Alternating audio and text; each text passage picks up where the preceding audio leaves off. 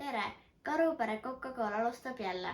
Täna me teeme vanaema retsepti järgi aedvilja ja klimbisuppi. 3, 2, 1, action! Tervist! Täna teeme siis aedviljasuppi. Aedviljasuppi on iseenesest väga lihtne teha. Ühesõnaga kõik on vaja keema panna. Asjadest, mida kasutame, on siis oad, põldoad, rohelised herned, till, lõigume kartulid, porgandid, sibulat ja lõpuks tuleb teha ka klimbid.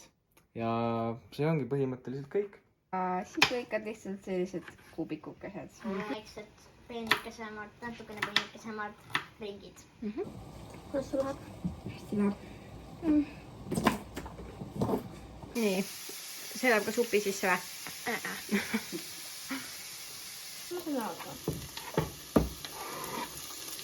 Supi sisse läheb ka veel vegeta.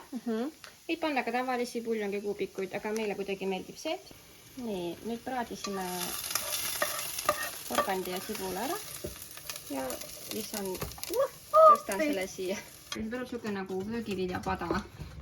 Natukese supiga. Saame seda terve rõugile. Ma ei tea, kuhu need klimbid siia mahuvad, aga Natukene kuhugi ka. Nii, Anni, mida on vaja, et teha klimbid ainast? Soola, muna, vett ja jahu. Ja see ongi kõik. Siin me jällegi panime jahu ja soola juurde, sest natukene jällegi liiga vaider oli. Nii, selgus, et eelmine klimbitainas siiski väga ei toiminud. Nüüd me panime, natuke timmisime seda ja proovime uuesti.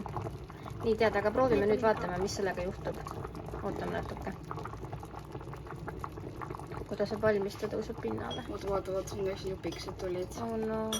Ja Oota, kõik ka tuleb. mina söön neid pekki näinud klimpe praegu. Ma proovin ühe veel. Oota, ei, ootame selle ära, siis vaatame, äkki peab edasi timmima. Ja Anni siin sööb klimpe, mis ei tulnud välja. Välja tuli? Vaata. Tuli vä? See ilus tuli. Yes. Ja siin on siis meie valmis klimbisupp. Nii, meie supp sai siis valmis. No ma ütleks, et mis välimusele annaks, mis hinde? 3. 3 või? Ei, no mina annaksin... No mingi 6 või 7.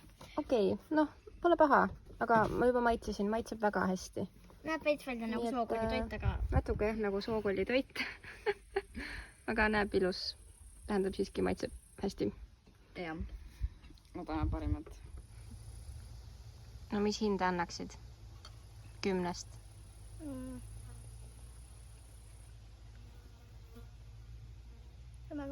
10-st või? See on väga hea. Nice, davai, 5 kui 5. Jõu!